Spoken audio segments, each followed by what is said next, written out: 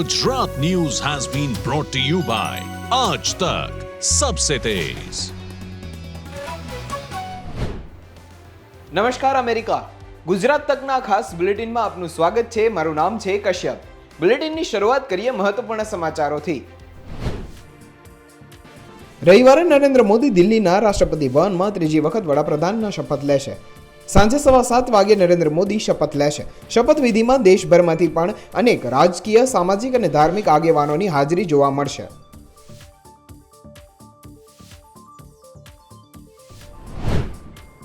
સુરતમાં ફરી તથ્યકાંડ જેવી ઘટના બનવાની હતી। શહેરના વરાછા વિસ્તારમાં પૂરપાટ ઝડપે આવતી કારે 3 લોકોનો ભોગ લીધો છે તો 4 લોકો ઇજાગ્રસ્ત થયા છે।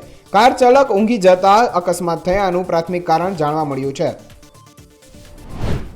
સ્વામિનારાયણ સંપ્રદાયમાં ફરી વિવાદમાં આવ્યો છે। વડતાલના 3 સામે દુષ્કર્મની એફઆઈઆર યુવતીએ નોંધાવી છે।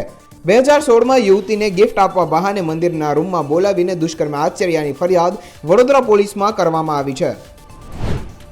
દેવભૂમિ દ્વારકા જિલ્લાના રૂપેણ બંદરથી 16.65 કરોડનું ચરસ ઝડપાયું। દ્વારકા પોલીસે દરિયાકાંઠેથી ચરસના 30 પેકેટ બિનવારસી હાલતમાં મળી આવ્યા છે। હાલ પોલીસે 32.52 કિલોનું ચરસ જપ્ત કર્યું છે। રાજ્યમાં મેઘરાજાના આગમનની તૈયારી છે। આગામી 7 દિવસ સૌરાષ્ટ્ર અને દક્ષિણ ગુજરાતના દરિયાઈ કાંઠામાં ભારે વરસાદની આગાહી છે। પ્રી મોન્સૂન એક્ટિવિટી અને અરબી સમુદ્રમાં લો પ્રેશર સર્જાતા વરસાદની શક્યતા છે। રાજકોટની અંદર ટીઆરપી ગેમ ઝોનમાં લાગેલી આગને કારણે અનેક લોકોએ પોતાના જીવ હોમી દીધા અને 28થી વધુ લોકોના મોત થઈ ગયા। આ કરુણ ઘટના બાદ દલિત નેતા જિગ્નેશ મેવાણીએ વિજય રૂપાણી અને વજુભાઈ વાળાને લઈને પ્રહારો કર્યા છે। એસઆઈટીના પણ લઈને સવાલો ઉઠાવ્યા છે। શું છે સમગ્ર વિગત જુઓ। એસીબીના મિત્રો તમારામાં પાણી હોય તો વજુભાઈ વાળા અને વિજય રૂપાણીની સંપત્તિની તપાસ કરો ને એટલે ખબર પડે આ તો દાંત વગરનું હાવત છે। આ એસઆઈટી અને એસીબી એ ફક્ત ઔપચારિકતા કરી રહ્યા છે। સુધા પાંડે, સુજાતા મજમુદાર, નીલદીપ રાય આવા નોન કરપ્ટ અને સ્પાઇન વાળા અધિકારીને એસઆઈટીમાં લો। 4 લાખની મશ્કરી વાળું નહીં, 1 કરોડનું વળતર ચૂકવો। બધી જ રીતે ગુણવત્તા વાળું કામ કરે, ખોટું ન કરે તો આવા આપણા બાળકો વાલસોયાઓ જે છે અગ્નિકાંડ ભોગ ન બને। એટલે સરકાર જે છે એની સંવેદના જગાડવા માટે અને એ ન્યાયની ભીખ જે માંગી રહ્યા છે એના માટે અને દોષીઓને સજા અધિકારીઓ બીજાના બચાવવાના પ્રયત્નમાં છે। જ્યારે સરકારી અધિકારીઓની એસીબીની રેડ પડે એની મિલકતોની તપાસ થાય તો આ પદ અધિકારીઓની મિલકતોની તપાસ શું કરવા નથી થતી? ટીઆરપી ગેમ ઝોનની ઘટનાને લઈને હવે કોંગ્રેસ પણ મેદાને આવી છે ને ત્રિકોણબાગ ખાતે 72 કલાકના ધરણા પર કોંગ્રેસ ઉતરી છે। તેમાં કોંગ્રેસના મોટા નેતાઓ જિગ્નેશભાઈ મેવાણી છે, લાલજીભાઈ દેસાઈ છે, પાલભાઈ આંબલિયા છે, એનએસયુના પ્રદેશ પ્રમુખ છે નરેન્દ્ર સોલંકી, તેઓ પણ આમાં જોડાયા છે ને 72 કલાકના માત્ર પાણી ઉપર ઉપવાસ તેઓ બેઠા છે ને કેટલીક માગો સાથે તેઓ આ ઉપવાસ પર બેઠા છે। જિગ્નેશભાઈ મેવાણી સાથે વાત કરશું। જિગ્નેશભાઈ, 72 કલાકના ધરણા ઉપર બેઠા છો, મુખ્ય માગો શું છે આપની? બહુ કમનસીબ વસ્તુ કહેવાય કે જે રાજ્યમાં 30થી વધારે નાગરિકો 3000 ડિગ્રીની આગમાં હોમાયા બાદ પણ એક ભીનું સંકેલો સમિતિની રચના કરી દરેક પ્રકરણમાં ભીનું સંકેલતા સુભાષ ત્રિવેદીને તમે અપોઇન્ટ કર્યા છે। કેટલી દુઃખની વાત છે। 12-10 વર્ષના માસૂમ બચ્ચાઓ આ આગમાં ભડથું થઈ ગયા, કોલસો બની ગયા અને છતાંય બાળકને તમે ન્યાય નથી આપવા માંગતા। શા માટે તમે સુધા પાંડે, સુજાતા મજમુદાર, નીલદીપ રાય આવા નોન કરપ્ટ અને સ્પાઇન વાળા અધિકારીને એસઆઈટીમાં લો। 4 લાખની મશ્કરી વાળું નહીં, 1 કરોડનું વળતર ચૂકવો અને 1.5 વર્ષમાં કોઈ પણ સંજોગોમાં આ કેસની ટ્રાયલ પૂરી થાય ને કસૂરવાર મગરમચ્છો પણ જેલના સળિયા પાછળ જાય। આવી માંગણીને લઈને રાજકોટના ત્રિકોણબાગ ખાતે 7, 8, 9 જૂન 3 દિવસ અમે ઉપવાસ ધરણા ઉપર બેઠા છીએ। રાજ્યની સરકારને વિનંતી કરીએ છીએ કે તમારું ચરિત્ર એક્સપોઝ થઈ ચૂક્યું છે, ગુજરાતની જનતા તમને ઓળખી ચૂકી છે। તમે ઔપચારિકતા કરવા એસીબીને રાજકોટ મોકલો છો। અરે એસીબીના મિત્રો તમારામાં પાણી હોય તો વજુભાઈ વાળા અને વિજય રૂપાણીની સંપત્તિની તપાસ કરો ને એટલે ખબર પડે આ તો દાંત વગરનું હાવત છે। આ એસઆઈટી અને એસીબી એ ફક્ત ઔપચારિક ઔપચારિકતા કરી રહ્યા છીએ. ન્યાય આપવાની એમની કોઈ જ કટિબદ્ધતા નથી. તમે મૃતકના પરિવારોને પણ મળ્યા હશો, તેઓ અત્યારે જે તપાસ ચાલી રહી છે તેનાથી સંતુષ્ટ છે કે નથી? ત્રણ પરિવારો સાથે હું રૂબરૂ મળ્યો છું અને એ લોકોને પણ સંતુષ્ટિ નથી. 5 મિનિટમાં પીડિત પરિવારો પણ અહીંયા પહોંચી રહ્યા છે. એમની પણ માગણી છે કે અમને પણ કોઈ પણ સંજોગોમાં ન્યાય મળે. આ પીડિત પરિવાર, હું તમારી સાથે વાત કરું છું ત્યારે પીડિત પરિવારના સાથીઓ અમારી વચ્ચે જોડાયા છે. તો પીડિત પરિવારોની અમારી બધાની લાગણી એક છે કે ગુજરાતમાં એક મેસેજ જવો જોઈએ, ફરી આવો હત્યાકાંડ તો જ ના બને. જો મોટા મગરમચ્છોની જરૂર પડે કેબિનેટ મિનિસ્ટર અને IAS IPS અફસરની પણ ધરપકડ કરવામાં આવે. આ કિસ્સામાં શું બન્યું છે, બંછાનિધિ પાણીને SITમાં લીધા છે. અરે ભાઈ, એ જ્યારે મ્યુનિસિપલ કમિશનર હતા ત્યારે જ ઇલીગલ ગેમિંગ ઝોન ચાલતો હતો. આ સુભાષ ત્રિવેદી એને મોરબી કાંડમાં પણ તપાસમાં કંઈ ભલીવાર નથી કર્યો. તો આ માણસોને તમે તપાસમાં લઈને તપાસના નામે ભીનું સંકેલી રહ્યા છો અને ગુજરાતની જનતાનું અને પીડિતોનું ખૂબ ઘોર અપમાન છે. હવે જો 72 કલાકમાં પણ તમારા ઉપવાસ છે તેમાં માગ નહીં સંતોષાય તો આગળ કયા પ્રકારના કોંગ્રેસ? આગળ પણ અમારું આંદોલન સંઘર્ષ ચાલુ રહેશે. કોંગ્રેસ પક્ષ તરીકે અને ગુજરાતના નાગરિક તરીકે અમે કટિબદ્ધ છીએ. પીડિત પરિવારને લડવું હશે તો સુપ્રીમ કોર્ટ ઓફ ઇન્ડિયા સુધી આ મંચ અને કોંગ્રેસ પરિવાર એમનો સાથ છોડવાના નથી. છેક સુધી લડી લઈશું. છેક સુધી કોંગ્રેસ સાથ આપશે. અન્ય પણ કોંગ્રેસના નેતાઓ છે, આપનું શું માનવું છે? આ ઉપવાસ પર બેઠા છો, આગળ હવે સરકાર પાસે શું માગો છો? મહાત્મા ગાંધીજીએ ઉપવાસનું એક એવું શસ્ત્ર આપ્યું કે જ્યારે તમને એમ લાગે કે શાસક જે છે એ પોતે જ રક્ષક જ ભક્ષક બની રહ્યો છે, ત્યારે ઉપવાસની એક આત્મશુદ્ધિની દ્રષ્ટિએ પણ અને સરકારને સદબુદ્ધિ મળે કે એ ભ્રષ્ટ અધિકારીઓ દ્વારા તપાસ ન કરે, જેની કરોડરજ્જુ મજબૂત છે એવા અધિકારીઓ દ્વારા તપાસ કરે. આ તપાસથી જેણે સ્વજન ગુમાવ્યું છે, મારી બાજુમાં ભાઈ બેઠા છે, ત્યાં બેને બેઠા છે પરિવાર, એનું ગુમાવેલું વાલસોયું પાછું નથી આવવાનું, પરંતુ હવે પછી બીજો કોઈ પરિવાર આવા વાલસોયા ન ગુમાવે. અને ન ગુમાવવાનું એક જ ઘટના છે એ બની શકે કે શાસકો ભ્રષ્ટાચાર રોકીને કાયદેસર ગેમ્સ ઝોન હોય કે પછી એ તક્ષશિલા જેવી શાળા હોય કે મોરબીના ઝૂલતા પુલ હોય, એમાં કાયદાનો અમલ કરે, બધી જ રીતે ગુણવત્તાવાળું કામ કરે, ખોટું ન કરે, તો આવા આપણા બાળકો વાલસોયાઓ જે છે અગ્નિકાંડનો ભોગ ન બને. એટલે સરકાર જે છે એની સંવેદના જગાડવા માટે અને એ ન્યાયની ભીખ જે માગી રહ્યા છે એના માટે અને દોષીઓને સજા, માછલીઓ નહીં મગરમચ્છો, ભાજપના નેતાઓ અને મોટા અધિકારીઓ જે આમાં સંડોવાયેલા છે એને સજા થાય, એ જ માગણી સાથે અમે લોકો ઉપવાસ ઉપર બેઠા છીએ. પદાધિકારીઓ સામે પણ આપણે મૃતકના પરિવારજન છે તેમની સાથે વાત કરશું. આપના જે પરિવારજન હતા, સ્વજન જે ગુમાવ્યા, તેમનું નામ શું હતું? વિશ્વરાજસિંહ જસુભા જાડેજા. આપની અત્યારે જે તપાસ ચાલી રહી છે તેનાથી આપ સંતુષ્ટ છો કે હજુ પણ વધુ કાર્યવાહી છે? એમને બધી આ માંગ મળવી જોઈએ. આ માંગ્યું છે ને. મૃતકના પરિવારજન છે પાલભાઈ આંબલિયા છે, તેમની સાથે વાત કરશું. શું કહેશો? મૃતકના પરિવારજનો પણ આપણી સાથે આ ઉપવાસ આંદોલનમાં છે તે જોડાયા છે. હવે આગળ સરકાર પાસે શું માંગ કરી રહ્યા છો? જો મૃતકના પરિવારોની જે માંગ છે, જેણે કહ્યું કે હું બોલવાની જગ્યાએ લખીને લઈ આવ્યો છું, એણે કહ્યું છે કે IPS સુધાતા પાંડે, સુજાતા મજમુદાર, સુધા પાંડે, IPS નીલપ્રીત રાય જેવા જેની કરોડરજ્જુ મજબૂત છે, જે બાહોશ છે, જે નીડર છે, જે નિષ્પક્ષ છે અને કોઈની સહેશરમ રાખ્યા વગર તટસ્થ તપાસ કરી શકે છે, એવા અધિકારીઓને તપાસ કરવાની જવાબદારી આપવામાં આવે.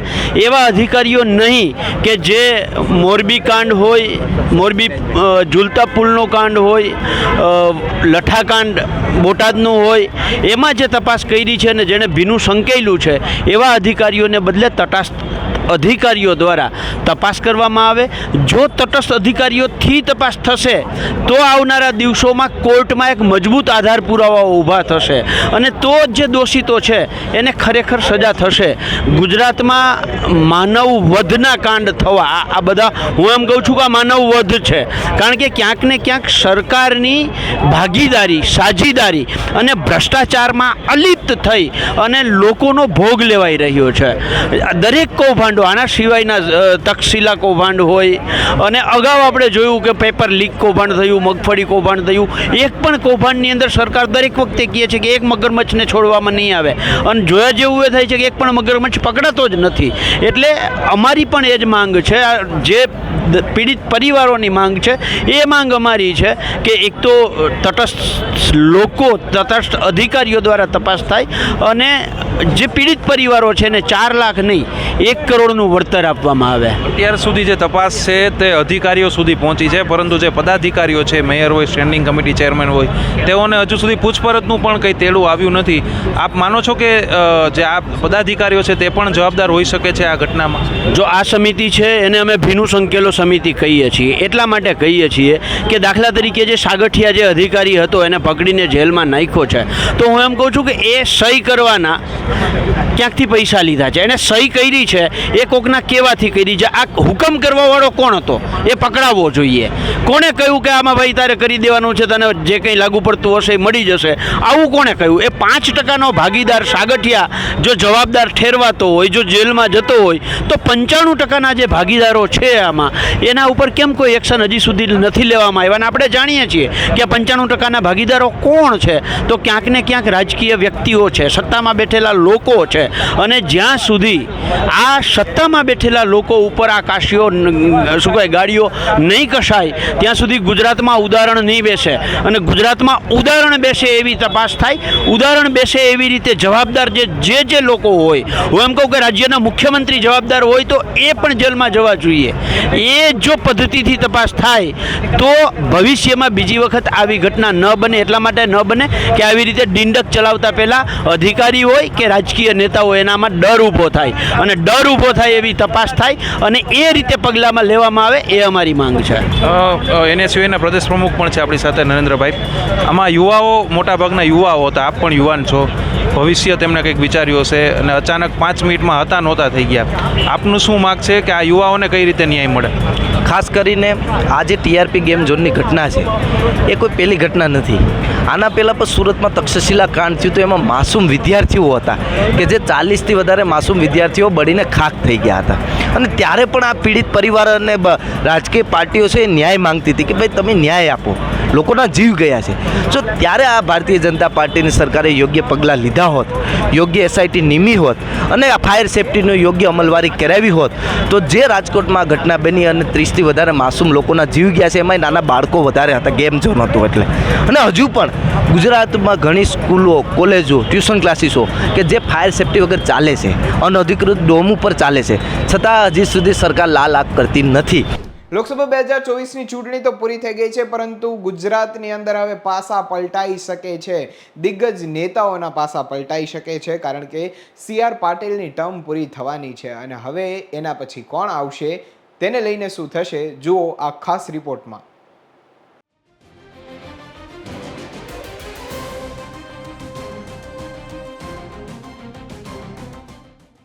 લોકસભા ચૂંટણીના પરિણામ બાદ હવે ગુજરાતમાં સંગઠનમાં ફેરફાર થવાના એંધાણ છે. આવતા મહિને સંગઠનમાં મોટા પ્રમાણમાં બદલાવ આવે તેવી સંભાવના જતાવાઈ રહી છે. ગુજરાત ભાજપના પ્રદેશ પ્રમુખ CR પાટીલની ટર્મ આવતા જુલાઈ મહિનામાં પૂર્ણ થવા જઈ રહી છે અને તે પૂર્વે જ તેમના સ્થાને પક્ષનું મોવડી મંડળ નવા નેતાની નિયુક્તિ કરી શકે છે. ભાજપના મોવડી મંડળના શીર્ષસ્થ નેતા ખૂબ ટૂંકા ગાળામાં આ માટે બેઠક કરી ગમે ત્યારે નામ નક્કી કરી શકે તેમ છે. પાટીલના સ્થાને નવા નેતા કોણ આવશે તેને લઈને ભાજપમાં હાલ અટકળો શરૂ થઈ છે. ભાજપમાં ચાલતા ગણગણાટ મુજબ આ પદ માટે હવે OBC સમાજના નેતાને તક મળી શકે છે. ઘણા વર્ષોથી કાશીરામ રાણા અને વજુભાઈ વાળા પછી OBC સમાજના નેતાને પ્રદેશ પ્રમુખ પદે ભાજપ હાઈકમાન્ડ બેસાડશે. જો કે આ માટે કોળી, ઠાકોર, આહિર જેવી મોટી સંખ્યા ધરાવતી OBC જ્ઞાતિના નેતાને બદલે સંખ્યાબળની દ્રષ્ટિએ ગુજરાતમાં વસ્તીનું પ્રમાણ ઓછું હોય તેવી નાની જ્ઞાતિના OBC નેતાને પ્રમુખ બનાવવામાં આવી શકે છે. આ ઉપરાંત હવે પછી આવનારા પ્રદેશ પ્રમુખ ગૃહમંત્રી અમિત શાહની પસંદગીના હોઈ શકે તેવી પણ એક ચર્ચા ભાજપમાં થઈ રહી છે. હાલ ભાજપમાં કોઈ મોટા ક્યાસ લગાવી નામ આગળ ધરતું નથી, કારણ કે ભાજપમાં પરંપરા રહી છે જો કોઈનું નામ પદ માટે જાહેર થાય કે તરત જ તેના નામ પર ચોકડી લાગી જાય છે. એટલે ન બોલ્યામાં 9 ગુણનો સિદ્ધાંત જ અનુસરવામાં આવી રહ્યો છે. જો કે CR પાટીલ જેમ સરપ્રાઇઝ એન્ટ્રી લઈને પ્રદેશ પ્રમુખ પદ પર આવ્યા હતા, તેમજ ગુજરાત પ્રદેશના આગામી પ્રમુખનું પણ અણધાર્યું નામ જ હોય તેવી પૂરી શક્યતા છે. જો કે હાલ તો પ્રદેશ પ્રમુખ કોણ બનશે તેને લઈને ચર્ચાઓ છે. સુકાન કોને સોંપાશે તે તો સમય આવે જ માલુમ પડશે. આપને જણાવી દઈએ કે ગુરુવારે મુખ્યમંત્રી ભૂપેન્દ્ર પટેલ દિલ્હી ગયા છે, ત્યારે સંભાવના એવી પણ છે કે ઘણા મોટા બદલાવ પણ આવી શકે છે.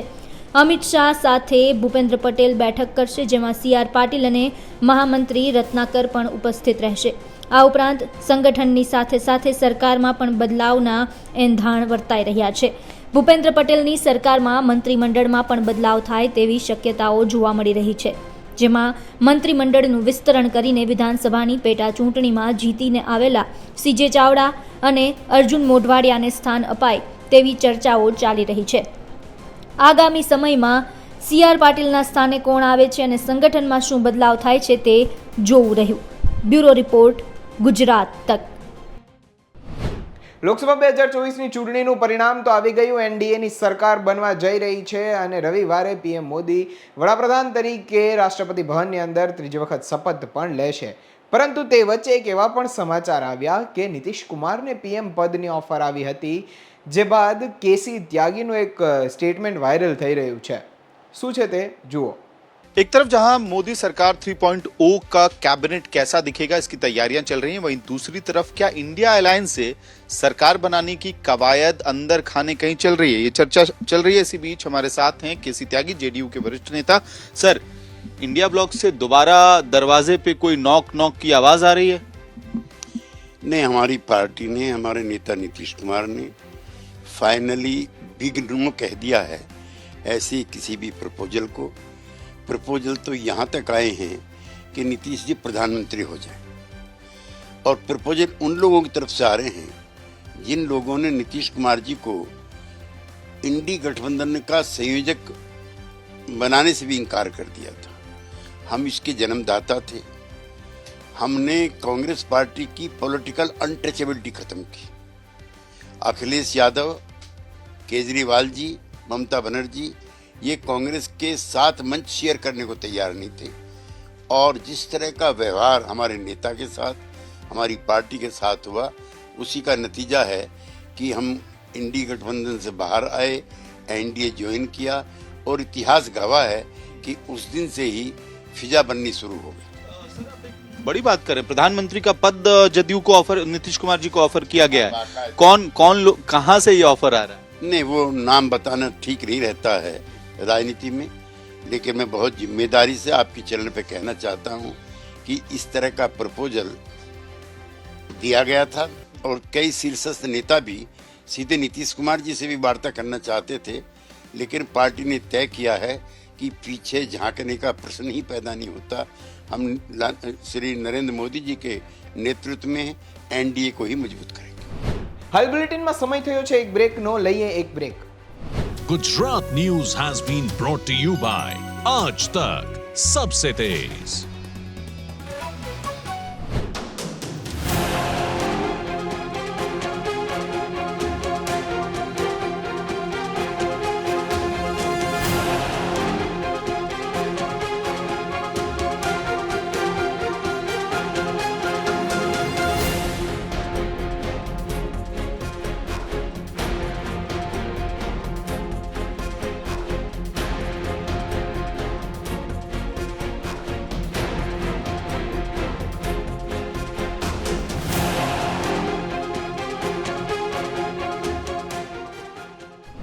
Gujarat News has been brought to you by Aaj Tak, Sabse Tez. રાજ્યની અંદર ગરમીનો પારો હવે ધીમે ધીમે કરીને ઘટી રહ્યો છે અને વરસાદ ગુજરાતના આંગણે દસ્તક આપી રહ્યું છે. વરસાદને લઈને હવામાન નિષ્ણાત પરેશ ગોસ્વામીએ આગાહી કરી છે, અને કયા વિસ્તારમાં સૌથી વધુ વરસાદ પડવાની શક્યતા છે જુઓ.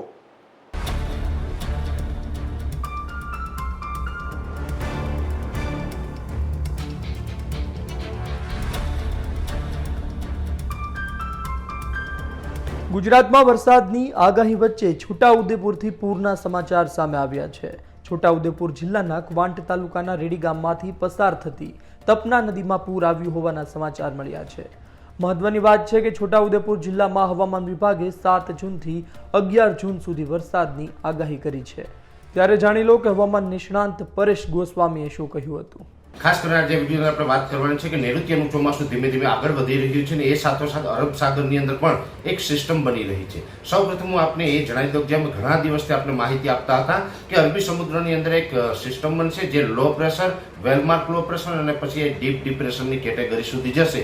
એવી જ રીતે અત્યારે વેલમાર્ક લો પ્રેશર સુધી અરબ સાગરની અંદર એક સિસ્ટમ છે એ તૈયાર થઈ ચૂકી છે અને અત્યારે એ સિસ્ટમ છે એ મહારાષ્ટ્રથી પશ્ચિમ દિશાની અંદર અરબ સાગરની અંદર સક્રિય છે. લગભગ આવતીકાલે એટલે કે 8 જૂન 2024ના રોજ સાંજ સુધીમાં એ સિસ્ટમ છે એ ડીપ ડિપ્રેશન સુધી પહોંચે તેવી શક્યતાઓ છે. એ સિસ્ટમ 8 તારીખે ડીપ ડિપ્રેશન સુધી પહોંચે તો એના કારણે જે મહારાષ્ટ્રના કાંઠા વિસ્તારો, મુંબઈની અંદર વરસાદના જે ગતિવિધિ છે એમાં વધારો થશે. એ સાથોસાથ મેં આપને ઘણા સમયથી જણાવી રહ્યો છું એમ સૌરાષ્ટ્રના દરિયાઈ કાંઠાના ભાગ અને દક્ષિણ ગુજરાતની અંદર પણ 9-10 જૂનથી લઈ અને 13 તારીખ સુધી વરસાદની શક્યતાઓ રહેશે. એ સિસ્ટમ જે ધીમે ધીમે આગળ વધશે એટલે આમ તો મુંબઈ ઉપર થઈને પસાર થવાની છે પણ એની અસર છે એ સૌરાષ્ટ્ર અને દક્ષિણ ગુજરાતને પણ થશે અને એ સિસ્ટમને કારણે ડીપ ડિપ્રેશનને કારણે ગુજરાતમાં વરસાદો પણ નોંધાશે. અમુક જગ્યાએ કદાચ તીવ્રતા વધારે હોય તો વાવણી લાયક પણ થઈ શકે છે. જોકે એ સિસ્ટમ ઉપર આપણે સતત નજર રાખી રહ્યા છીએ. એમાં કોઈ પણ એનો ટ્રેક ચેન્જ થાય, એનો કોઈ દિશા ભટકે છે